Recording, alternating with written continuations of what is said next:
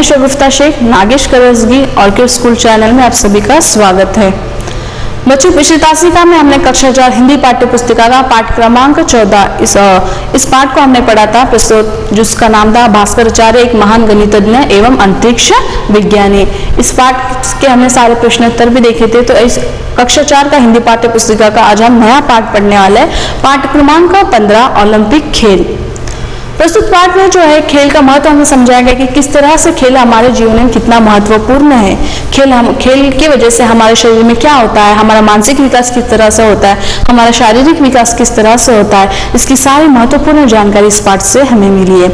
प्रस्तुत पाठ में जो है दुनिया का सबसे बड़ा खेल ओलंपिक खेल, ये जो ओलंपिक खेल होता है, जैसे अभी जैसे IPL वगैरह जो होते हैं, ये जो होता है जैसे इंडिया में ही होता है, मतलब इंडिया के सारे प्लेयर्स होते हैं, लेकिन ये सिर्फ इंडिया में होता है। तो ये ओलंपिक खेल होता है, ये पूरे दुनिया का खेल होता है। पूरे दुनिया के लोग, मतलब पूरे दुनिया के देश के सभी लोग इसमें पार्टिसिपेट करते हैं। ये जो खेल होता है साल में सिर्फ चार साल में एक बार इस खेल का आयोजन किया जाता है। अब जैसे IPL वगैरह होता है, ये सिर्फ साल में एक बार होता है, मतलब साल में एक बार, हर साल में एक बार ये होता ही रहता है। लेकिन ओलंपिक खेल ये जो होता है 4 साल में एक बार खेला जाता है। और इस खेल में सारे देशों का सहयोग होता है, सारे देश इसमें मतलब सारे देश के इसमें सहभाग होता है, सभी देश के खिलाड़ियों का इसमें सहभाग होता है।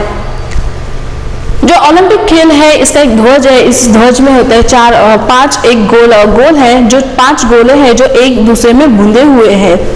जिन 5 गोलों का भी बहुत महत्वपूर्ण, मतलब कौन कौन से खंड इसमें शामिल है, ये सारे जो हमारे 5 खंड है, ये 5 खंडों का कलर उसमें दिया गया है, उन रंगों के बारे में इसमें बताया गया है। तो चलिए इस पाठ को हम पढ़ते हैं। पेज नंबर 92, आप भी इस पाठ को ओपन कीजिए। पेज नंबर 92, ओलंपिक खेल,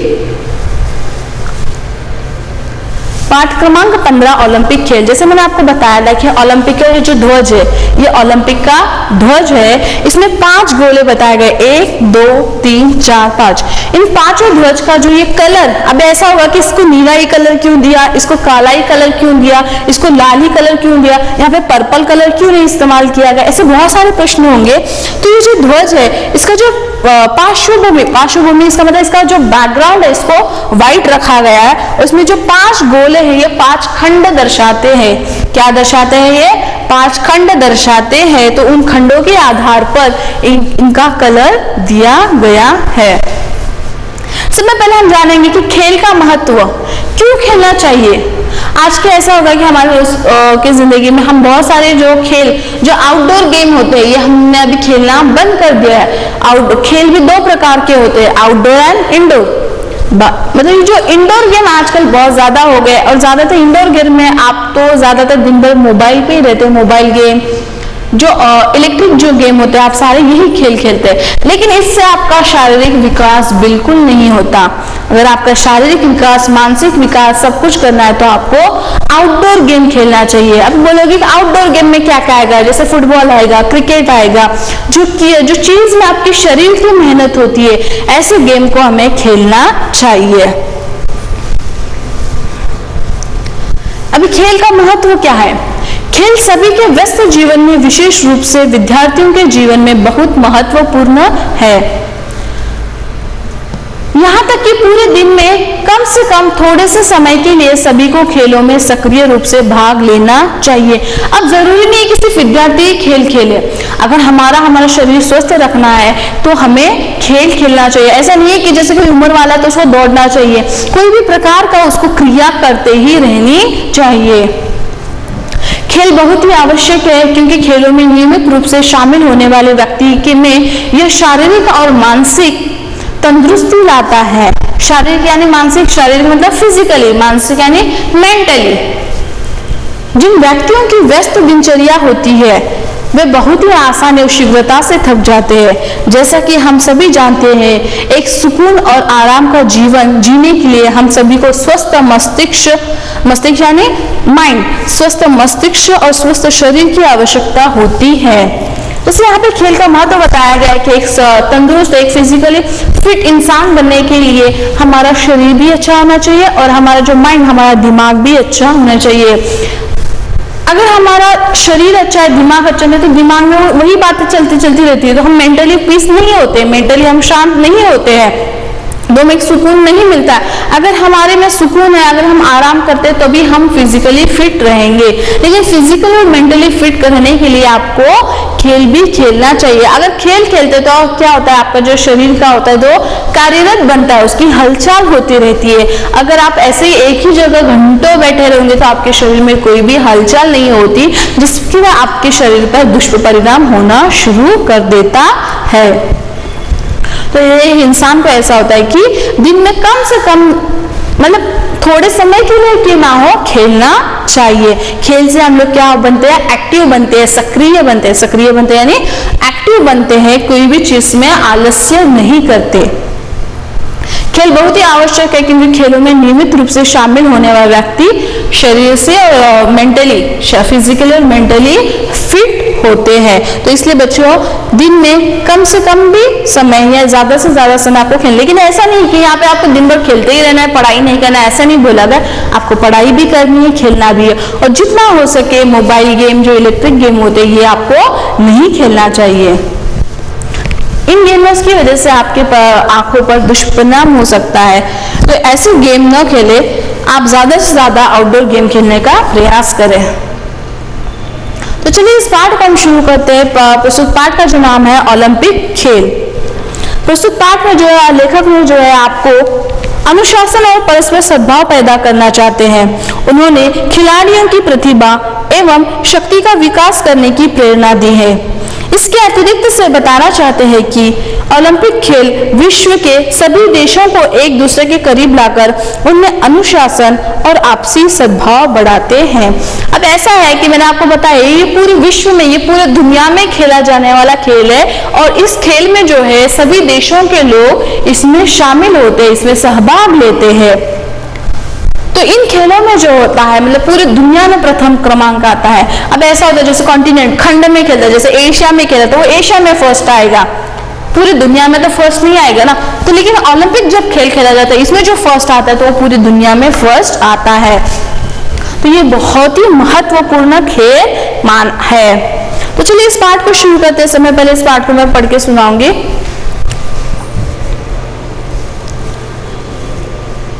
मनुष्य के शारीरिक तथा मानसिक विकास के लिए भोजन और शिक्षा के साथ साथ खेलकूद भी अत्यंत आवश्यक है। खेलों से बच्चों का मनोरंजन होने के साथ साथ अनुशासन और परस्पर सद्भाव पैदा होता है। ओलंपिक खेलों का भी यह भी उद्देश्य है कि खिलाड़ियों में छिपी प्रतिभा एवं शक्ति का विकास हो, विश्व के समस्त देश एक दूसरे को निकट आए और उनमें आपसी सद्भाव बढ़े। मनुष्य की शारीरिक तथा मानसिक, शारीरिक और मानसिक यानी फिजिकली और मेंटली, शारीरिक और मानसिक यानी फिजिकली मेंटली के साथ साथ भोजन और शिक्षा के साथ साथ खेलकूद भी आवश्यक है। जैसे शरीर को होता है भोजन की आवश्यकता होती है, पढ़ाई भी हम लोग करते हैं, लेकिन इनके साथ साथ खेल का भी बहुत ज्यादा महत्व है। खेल से बच्चों का मनोरंजन होता है, मनोरंजन वो एंटरटेन हो जाते हैं, बच्चे खुश हो जाते हैं, तो उनका मन जो होता है, अगर हम खेल कूद के फिर अभ्यास शिक्षा प्राप्त करेंगे या फिर स्टडी करने के लिए बैठ जाएंगे तो हमारे मन में खुशी रहती है। लेकिन हम दिन भर स्टडी करते ही रहेंगे तो तब भी हमारा मन उब जाता है। मतलब कोई चीज हम बार बार करते हैं तो उससे हमारा मन उब जाता है। अब बार बार खेल भी खेलेंगे तो हमारा मन उससे उब जाता है। अब आप भी देखो कभी कोई गेम खेल रहे हैं, एक ही गेम आप बार बार नहीं खेलते क्योंकि आप उससे उब जाते हो। आप क्या करते हैं, पहले कोई गेम खेलते हैं, दूसरे दिन कोई दूसरा गेम खेलते हैं, तो आप भी किसी एक ही चीज के बाद बार बार उब जाते हैं। तो मनुष्य को भी कोई एक ही चीज रोज उठना वही करना, रोज उठना वही करना ऐसा नहीं होना चाहिए। तो मनुष्य को भी एक्टिव रहना चाहिए, सक्रिय होना चाहिए, हर चीज में वो सक्रिय होना चाहिए। उसको शिक्षा भी प्राप्त करनी है, उसको खेलना भी है, उसको मनोरंजन भी करके लेना है। ये कौन कर सकता है, ये मनुष्य स्वयं खुद करना चाहता है तो तभी यह पॉसिबल है, तभी वो कर सकता है। तो मनुष्य के शारीरिक तथा मानसिक विकास के लिए भोजन और शिक्षा के साथ साथ खेलकूद भी अत्यंत आवश्यक है। खेलों से बच्चों का मनोरंजन होने के साथ साथ अनुशासन और परस्पर सद्भाव पैदा होता है। अब ऐसा नहीं है कि खेल खेलने से सिर्फ हमें मनोरंजन होता है, हम खुश हो जाते हैं। तो प्रस्तुत जो खेल से जो होता है हमें अनुशासन यानी नियमों का पालन, और सद्भाव यानी अच्छा भाव, दया भाव। अब मुझे बताओ, अब आप बोलोगे कि मैडम अनुशासन से हमें क्या नियम मिलता है? अनुशासन से क्या नियम था? अब देखो जब हम कोई खेल खेलते हैं तो खेल में बहुत सारे रूल्स होते हैं, वो रूल्स को हमें फॉलो करना होता है। अगर वो रूल्स को हम फॉलो करेंगे तो वो तभी अच्छी गेम खेली जाएगी। अगर उस रूल्स को हम फॉलो नहीं करेंगे तो हम वो गेम अच्छे से नहीं खेल रहे, है ना। तो आपको कोई उसमें पार्टिसिपेट भी करने के लिए नहीं देगा कि आप उस रूल्स को मतलब फॉलो नहीं कर रहे हो। तो जब भी हम कोई खेल खेलते हैं उसमें कोई ना कोई रूल्स होता है, तो हम उस रूल्स को हम फॉलो करने लगते हैं। तो इससे हम क्या हो जाते हैं, एक नियमों का पालन करने वाले व्यक्ति हम बन जाते हैं। तो रोजमर्रा की जिंदगी में उसका इस्तेमाल करता है। एक व्यक्ति जब नियमों का पालन करना शुरू कर देता है तो उसके साथ हर एक वस्तु में, हर एक चीज में, उसके जीवन में कोई भी बचाव हो, कोई भी परेशानियां हो, तो उसे आसानी से हल कर सकता है। तो खेल से क्या होता है, व्यक्ति अनुशासन वाला बनने लगता है, मतलब नियमों का पालन करने वाला बनता है। सद्भाव यानी दूसरे के प्रति दया होना चाहिए, दूसरे के प्रति दया भाव निर्माण होता है। अभी ऐसा होता है कि खेल में हम जब दो ग्रुप में हम जब कोई खेल खेल रहे तो उसमें कोई नियम होते हैं। जैसे कबड्डी हम खेल रहे तो मानो तो जो बीच की लाइन होती है उसको टच करके ही हमें वापस आना होता है। तो ये नियम हमें पता है, अगर हम उसको टच करेंगे तभी हम जीतेंगे। अगर हम उसको टच करेंगे तो हम जीतेंगे क्या? नहीं जीतेंगे, मतलब वहां पे जाके। तो ये जो नियम है पता है, इसको हम फॉलो करना ही होता है। तो इससे हम क्या मतलब नियमवादी बनने लगते हैं। सद्भाव दूसरे के प्रति दया भी होती है। जब कोई खेल खेल रहा है तो हम लोग क्या करते हैं, ग्रुप में खेल खेलते हैं, कभी सिंगल खेलते हैं। अगर कोई ग्रुप में खेल खेल रहा है तो अपने वाले व्यक्ति को कुछ तकलीफ हो तो उसकी परेशानी हमें भी महसूस होती है, उसका दर्द हमें भी महसूस होने लगता है कि मेरे खिलाड़ियों के साथ ऐसा हो गया या मेरे सहयोगी के साथ ऐसा हो गया। तो एक दया भाव हमारे मन में निर्माण होती है। तो खेल से अनुशासन और सद्भाव भी निर्माण होता है। ओलंपिक खेलों का भी यही उद्देश्य है कि खिलाड़ियों में छिपी प्रतिभा एवं शक्ति का विकास हो। प्रतिभा यानी उसमें जो भी कला है उसका विकास होने लगता है। जब एक कोई व्यक्ति बार बार प्रैक्टिस करने लगता है तो उसमें वो तज्ञ हो जाता है, उसमें वो होशियार होने जाता है। तो उसकी जो प्रतिभा उसमें जो छुपी होती है वो उसका विकास होने लगता है, उसकी शक्ति का भी विकास होने लगता है। विश्व के समस्त देश एक दूसरे के निकट आए और उनमें अपनी आपसी सद्भाव बढ़ाए। अब ऐसा है कि दुनिया में बहुत सारे लोग हैं, तो ये जो ओलंपिक खेल के द्वारा विश्व के सभी लोग इकट्ठा आते हैं, मतलब जो खिलाड़ी वो सभी लोग इकट्ठा आते हैं और आपसी सद्भाव बढ़ता है, मतलब आपस में अच्छा भाव दया भाव बढ़ता है। अब ये भी बात याद रखिए, जब हम कोई खेल खेल रहे उसमें हार हो या जीत हो, तो हमें जब जीत होती है तो हमें खुशी तो होती है, लेकिन हार होने के बाद भी हमें उदास नहीं होना चाहिए, नाराज नहीं होना चाहिए, बल्कि ये होना चाहिए कि हमने कोशिश की है, हमने खेला है। ये उमंग हमारे मन में होनी चाहिए, खुशी हमारे में होनी चाहिए, और जो जीत गया उनको हमें बधाई भी देनी आनी चाहिए। अब आप लोग क्रिकेट वगैरह मैच देखते होंगे, तो इस मैच में जो होता है जब खेलते हैं तो आने के पहले एक दूसरे को हाथ मिलाते हैं। अभी आप जैसे अभी आईपीएल चल रहा है, तो इस मैच को शुरू होने के पहले जो दो टीमों में खेल खेला जा रहा है तो वो लोग क्या करते हैं, आपस में पहले हाथ मिलाते हैं, दोनों का राष्ट्रगान गाया जाता है। तो ये क्या हो रहा है, ये सद्भाव ही हो रहा है ना, आपस में सद्भाव ही हो रहा है, दया भाव हो रहा है, आपस में मेल मिलाप हो रहा है, लोगों का एक दूसरे के प्रति आदर हो रहा है, वो मतलब एक दूसरे को हाथ मिला रहे, बधाई दे रहे कि अच्छा खेलने के लिए। खेल होने के बाद वो वहां पे लड़ते नहीं है, खेल होने के बाद जो हारा है और जो जीती हुई टीम वो उनको बधाई देते हैं। क्या करते हैं वो हारने के बाद भी ऐसा नहीं कि हम हार गए मतलब रोते बैठते या वहां उनको बधाई नहीं देते, तो वो हारने के बाद भी उनको बधाई देते कि उन्होंने अच्छा खेला। तो इस तरह की भावना हमारे मन में होनी चाहिए। तो ओलंपिक खेल का भी यही उद्देश्य है कि आपस में सद्भाव होनी चाहिए और लोग आपस में इकट्ठा आए। जब कोई खेल खेल रहे थे तभी सभी लोग इकट्ठा होंगे ना, कोई खेल ही नहीं खेला जा रहा तो कोई लोग आपस में इकट्ठा नहीं होंगे।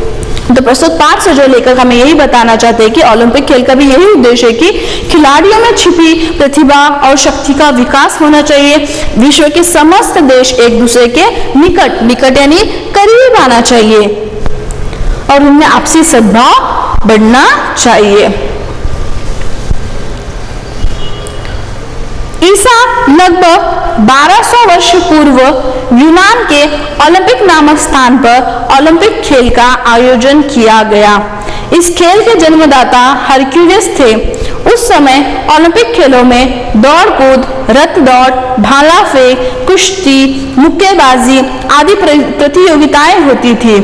उस समय भी इन खेलों में होने वाली प्रतियोगिताओं में प्रतियोगिताओं में से सर्वश्रेष्ठ खिलाड़ियों को चुनकर उन्हें बैरन पियरे द कुबर्तिन फ्रांस के प्रसिद्ध शिक्षा शास्त्री चुनकर उन्हें पुरस्कार दिया जाता था। देखिए, इस खेल की शुरुआत, इस ओलंपिक नामक खेल की शुरुआत कब हुई? तो इस खेल की शुरुआत कब हुई? ईसा लगभग 1200 वर्ष पूर्व, ईसा से लगभग 1200 वर्ष। देखिए तो ये खेल कितना पुराना है, इस खेल का आयोजन कितने सालों से होता आ रहा है? तो 1200 वर्ष पूर्व यूनान के ओलंपिक नामक स्थान पर ओलंपिक खेल का आयोजन किया गया था। सर्वप्रथम इस खेल का आयोजन कहाँ किया गया था? तो यूनान के ओलंपिक नामक स्थान पर, ओलंपिक नामक स्थान पर मतलब जहां इस खेल का आयोजन किया गया था, उस गांव का, उस जगह का नाम क्या था? ओलंपिक। तो उसी वजह से जहां पे इस खेल का आयोजन किया गया, तो उसी जगह की वजह से इसका नाम ओलंपिक रखा गया। ये बात याद रखिए, ओलंपिक खेल का नाम ओलंपिक क्यों रखा गया? जैसे हमने पिछली राशिका में पढ़ा था कि आबू पर्वत का नाम आबू क्यों रखा गया? क्योंकि वहां की अर्बुदा देवी के नाम के ऊपर से वो उसका नाम आबू पर्वत रखा गया। तो ओलंपिक खेल का नाम ओलंपिक क्यों रखा गया? क्योंकि सर्वप्रथम इस खेल का आयोजन ओलंपिक नामक स्थान पर हुआ गया था, इसलिए ओलंपिक खेल का नाम ओलंपिक रखा गया है। सर्वप्रथम यूनान के ओलंपिक नामक स्थान पर ओलंपिक खेल का आयोजन किया गया था। इस खेल के जन्मदाता मतलब इस खेल का निर्माण करने वाले कौन थे? हरक्यूलिस। जन्मदाता यानी निर्माता, तो इस खेल का नियोजन करने वाले, इसका आयोजन करने वाले जन्मदाता कौन थे? हरक्यूलिस थे। उस समय खेलों में जब ये खेल का आयोजन किया गया तो कोई एक ही खेल खेला नहीं जाता था, इसमें बहुत सारे खेलों का शामिल किया जाता था, जैसे दौड़ कूद, रथ दौड़, भाला फेंक, कुश्ती, मुक्केबाजी आदि प्रतियोगिताएं होती थी। प्रतियोगिताएं यानी स्पर्धा, कंपटीशन। प्रतियोगिताएं मतलब स्पर्धा, कंपटीशन। पहले बहुत सारे कम खेलों का इसमें मतलब शामिल किया गया था, लेकिन आज इसमें बहुत ज्यादा खेलों का इसमें शामिल किया गया है। उस समय भी इन खेलों में होने वाली प्रतियोगिताओं में से सर्वश्रेष्ठ खिलाड़ियों को चुनकर उन्हें पुरस्कार दिया जाता था। पुरस्कार देना यानी प्राइज देना, इनाम देना। इसके 3 इनाम होते हैं, प्रथम क्रमांक, द्वितीय क्रमांक, तृतीय क्रमांक। तो इस प्रकार के इसके इनाम होते हैं। तो जब पहले भी इसको सर्वप्रथम आयोजन किया गया तो इन स्पर्धाओं में से जो सर्वश्रेष्ठ खिलाड़ी होता है उनको चुनकर उनको इनाम दिया जाता है। बैरन पियरे द कुबर्तिन फ्रांस के प्रसिद्ध शिक्षा शास्त्री थे। अब देखिए, फ्रांस के प्रसिद्ध शिक्षा शास्त्री का नाम क्या था? बैरन पियरे द कुबर्तिन। ये थोड़ा प्रोनाउंसिएशन के लिए आपको हार्ड लगेगा, लेकिन आप ये नाम याद रखिए। फ्रांस के प्रसिद्ध शिक्षा शास्त्री का नाम क्या था? बैरन पियरे द कुबर्तिन। उनका मानना था कि शारीरिक और मानसिक विकास एक ही सिक्के के 2 पहलू है। किसका मानना यह था कि शारीरिक और मानसिक विकास एक ही सिक्के के 2 पहलू है? तो बैरन पियरे द कुबर्तिन का मानना था कि शारीरिक और मानसिक विकास एक ही सिक्के के 2 पहलू है। एक ही सिक्के के 2 पहले का इसका अर्थ बताइए। तो इसका अर्थ क्या है? एक ही सिक्के के 2 पहले विपरीत हुए भी एक दूसरे से जुड़े होते हैं। एक ही सिक्के के 2 पहलू मतलब अगर हमने कोई कॉइन लिया तो कॉइन होता है, इसका एक साइड होता है हेड एंड टेल, ये दोनों अपोजिट है ना? हेड के अपोजिट कौन है? टेल। टेल के अपोजिट कौन है? हेड। ये दोनों विपरीत है, लेकिन दोनों एक दूसरे से जुड़े हुए हैं, दोनों एक दूसरे से जुड़े। तो इस प्रकार शारीरिक, ये हमारा शरीर होता है, फिजिकली होता है, मानसिक यानी मेंटली, ये दोनों अपोजिट है, लेकिन ये दोनों एक दूसरे से जुड़े हुए हैं। तो इसी का अर्थ होता है एक ही सिक्के के 2 पहलू। सिक्का एक ही होता है लेकिन उसके 2 पहलू ने मतलब वो दोनों अपोजिट है, लेकिन दोनों एक दूसरे से जुड़े हुए हैं। तो इसी प्रकार शारीरिक और मानसिक ये दोनों अपोजिट है विलोम है, लेकिन ये दोनों एक साथ जुड़े हुए हैं। शारीरिक विकास के साथ मानसिक विकास होना भी जरूरी है, मानसिक विकास के साथ शारीरिक विकास भी होना जरूरी है। अगर इन दोनों का विकास होगा तभी आप स्वस्थ कहलाएंगे। अगर इन दोनों में से कोई एक की कमी है तो आप स्वस्थ व्यक्ति नहीं कहलाएंगे। तो शारीरिक और मानसिक विकास एक ही सिक्के के 2 पहलू है। इसी उद्देश्य से सन 1888 में उन्होंने एकविल संस्था की स्थापना की उन्होंने यानी किसने? बैरन पियरे द कुबर्तिन। बैरन पियरे कुबर्तिन ने 1888 में एकविल संस्था की स्थापना की। इनका प्रमुख कार्य फ्रांस के विद्यालयों में शारीरिक शिक्षा को बढ़ावा देना। इन्होंने जो संस्था की स्थापना की, संस्था का नाम क्या था? एकविल संस्था। तो इस संस्था का मतलब निर्माण करने का उद्देश्य क्या था कि जो छात्र होते हैं स्कूल आते हैं बस पढ़ाई करते जाते हैं, वो उसका सिर्फ मानसिक विकास हो रहा है, बच्चों का शारीरिक विकास नहीं हो रहा। तो क्या है, एक स्वस्थ व्यक्ति के लिए शारीरिक विकास के साथ साथ मानसिक विकास भी होना जरूरी है। तो इसलिए उन्होंने क्या किया, फ्रांस के विद्यालयों में यानी उनके स्कूलों में शारीरिक शिक्षा को बढ़ावा दिया। उनके मन में यह योजना थी कि सभी देशों के खिलाड़ी एक स्थान पर एकत्रित हो और विभिन्न खेल प्रतियोगिताओं में भाग लें। सभी देशों को उनकी बात पसंद आई और इस अंतर्राष्ट्रीय खेल को पुनः शुरू किया गया। अब जब इस खेल को, जब ओलंपिक खेल को शुरू किया गया था, वो ज्यादा दिन तक नहीं चला, बीच में कुछ दिन उस खेल को बंद किया गया। लेकिन जब बैरन पियरे द कुबर्तिन थे, इनको बाद में एहसास हुआ कि बच्चों के लिए, विद्यार्थियों के लिए शारीरिक विकास के साथ मानसिक विकास भी होना जरूरी है। तब उन्होंने फ्रांस के विद्यालयों में शारीरिक शिक्षा को देना शुरू कर दिया और इनकी बात अन्य देशों को भी अच्छी लगी। तो अन्य देशों ने भी अपने विद्यालयों में मानसिक विकास के साथ साथ शारीरिक विकास करने के लिए खेलों को स्कूल में भी शामिल कर दिया।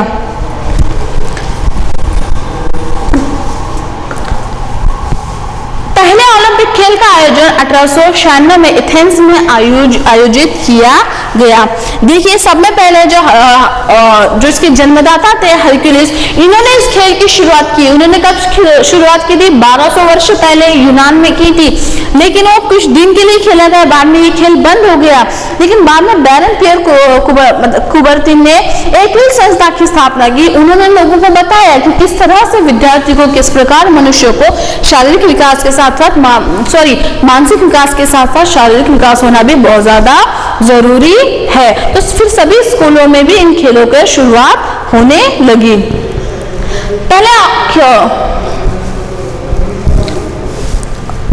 पहला ओलंपिक खेल का आयोजन सन 1896 में एथेंस में आयोजित किया गया। देखिए, पहले ओलंपिक खेल का आयोजन 1896 में एथेंस में आयोजित किया गया। इसमें विभिन्न देशों के खिलाड़ी आए। इसमें दौड़, साइकिल दौड़, लॉन टेनिस, तैराकी, निशानेबाजी, कुश्ती, भारोत्तोलन आदि खेलों को शामिल किया गया। ओलंपिक खेल हर 4 साल के बाद आयोजित किए जाते हैं। ओलंपिक खेल आरंभ होने पर मशाल जलाई जाती है। अभी देखिए, यहाँ पे बताया गया है कि पहला ओलंपिक खेल जो है आयोजन किया गया। कब आयोजन किया गया? इसकी जो है जन्मदाता, जो मैंने आपको पहले बताया था 1200 वर्ष, इसका जो है तब वो जन्म हुआ था, तब इसका आयोजन किया गया था, तभी भी खेल खेला गया था। तो इसके जो जन्मदाता थे हरक्यूलिस, इन्होंने सबने पहले प्रथम आयोजक ईसा के समय में, मतलब ईसा से लगभग 1200 वर्ष पूर्व यूनान में इसका आयोजन किया गया था। तब इसके जन्मदाता थे हरक्यूलिस। बाद में इस खेल को बंद किया गया, लेकिन बाद में जब सबको समझ में आ गया कि कितना जरूरी है कि खेल का महत्व और रोजमर्रा की जिंदगी में बच्चों के लिए, तब इस खेल को पुनः एक बार शुरू किया। तो तब से और भी पहला खेल बोलकर इसको संबोधित किया गया। तो पहला ओलंपिक का खेल का आयोजन सन 1896 में एथेंस में आयोजित किया गया। जब इस खेल का शुरुआत किया गया तो इस खेल में कौन कौन से स्पर्धाओं को शामिल किया गया? तो इसमें दौड़ यानी रेस, साइकिल दौड़, लॉन टेनिस, तैराकी यानी स्विमिंग, निशानेबाजी, कुश्ती, भारोत्तोलन आदि खेलों को शामिल किया गया। जैसे शूटिंग वगैरह, ये सारे भी गेम इसमें शामिल किए गए। ओलंपिक खेल हर 4 साल बाद आयोजित किए जाते हैं। ये बात महत्वपूर्ण है कि जो खेल है हर साल आयोजित नहीं किया जाता। तो इस खेल की जो आयोजन जो है हर 4 साल में एक बार इस खेल का आयोजन किया जाता है। और इस खेल का जब आयोजन किया जाता है तो एक ही देश में आयोजन नहीं किया जाता, हर बार हर 4 साल बाद इस देश का, मतलब जब आयोजन किया जाता है तो हर बार उस देश को, उस शहर को बदला जाता है।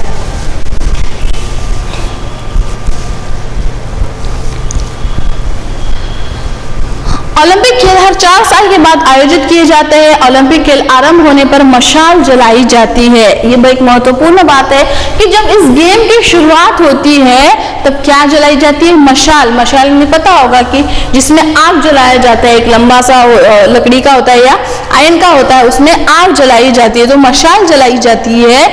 यह मशाल खेलों के समाप्त होने तक जलती रहती है।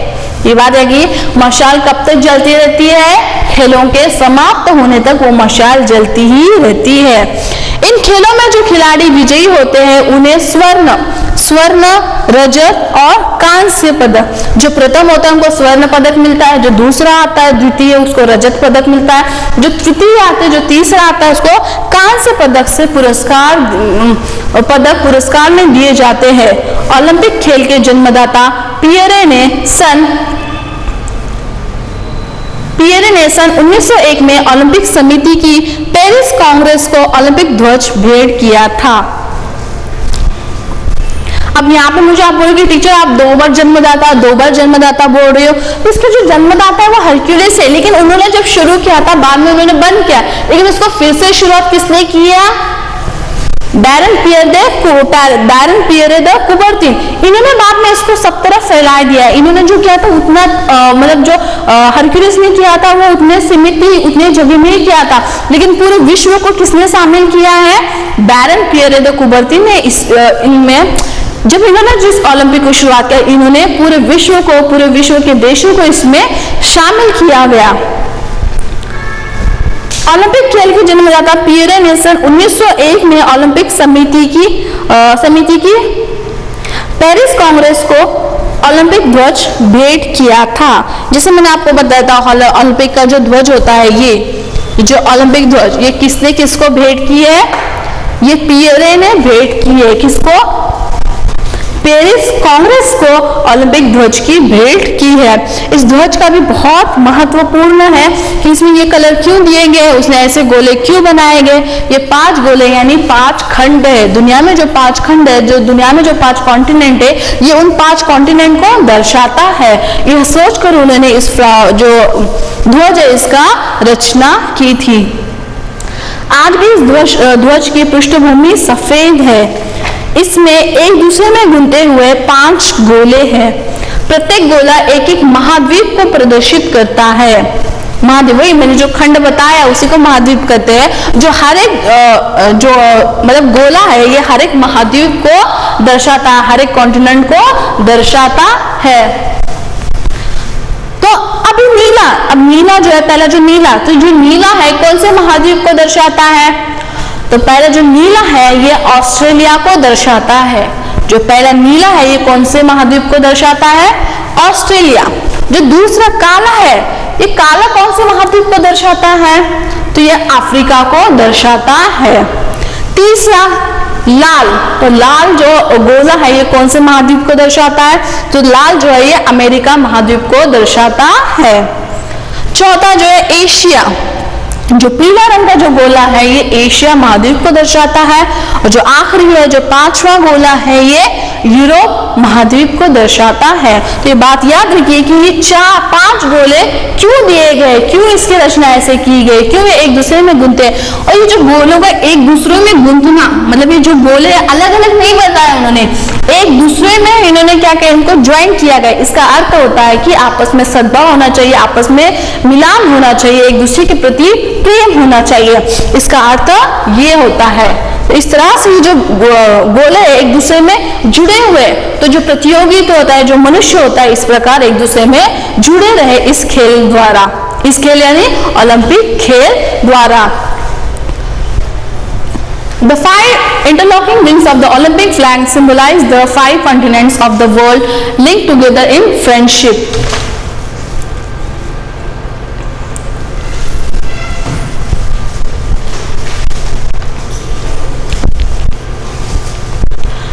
जो ओलंपिक खेल में मैंने आपको बताया था, आज हमने ओलंपिक खेल का देखा था, लेकिन इस खेल का मैंने आपको बताया कि इसके जो जन्मदाता है हरक्यूलिस है, इन्होंने इस खेल की शुरुआत 1200 वर्ष पहले की थी, लेकिन ये खेल आगे तक नहीं चला, ये वहीं पे कुछ समाप्त हो गया। बाद में इस सभी लोगों को, बाद में जो बैरन पियर कुबर्तिन थे, इनको एहसास हो गया कि व्यक्ति को या विद्यार्थियों को मानसिक विकास के साथ साथ शारीरिक विकास की भी कितनी ज्यादा जरूरी है। फिर उन्होंने फ्रांस के स्कूल में इसको मतलब शारीरिक विकास की शिक्षा देनी शुरू की। ये सारे अंतर्राष्ट्रीय देशों को इसकी बात समझ में, तो अंतर्राष्ट्रीय लेवल पे मतलब इंटरनेशनल लेवल पे भी इन खेलों को शामिल किया गया। फिर से ओलंपिक खेल की शुरुआत हो गई। फिर पहला ओलंपिक खेल आयोजित किया गया। पहला ओलंपिक खेल कहाँ पे आयोजित किया गया? एथेंस में आयोजित किया गया। बाद में जो पियरे ने पेरिस कांग्रेस को इस फ्लैग का रचना करके उन्हें दे दी, लेकिन इस फ्लैग में 5 गोले हैं, 5 गोले के 5 अलग रंग है। उन 5 गोलों का अर्थ क्या है? तो ये जो दुनिया में 5 महाद्वीप है, 5 जो कॉन्टिनेंट है, उनको ये 5 गोले दर्शाते हैं। उनको 5 गोले को 5 अलग रंग दिए गए, तो उसका कलर का भी अलग अलग महत्व है। और सबसे बात यह है कि इस जो गोला जो दिया है, इसके पार्श्वभूमि मतलब इसका जो बैकग्राउंड है वो व्हाइट कलर होता है, वो पीस को दर्शाता है, वो शांति को दर्शाता है। इसका ये जो महत्व इस ध्वज का है। तो इस बात को आपको पुनः एक बार पढ़ना है, साथ ही साथ ओलंपिक खेल की जो जानकारी है इसको आपको हासिल करनी है। 2020 का ओलंपिक खेल था, वो कहाँ था ये आपको जानना है। इस साल भी 2020 में भी ओलंपिक खेल का आयोजन होने वाला था, लेकिन इस साल नहीं हुआ। वो क्यों नहीं हुआ? और जो पिछला ओलंपिक खेल था वो कहाँ पे हुआ था? ये सारी जानकारी आपको हासिल करनी है। साथ ही साथ इस पाठ को पुनः एक बार पढ़ना है। धन्यवाद।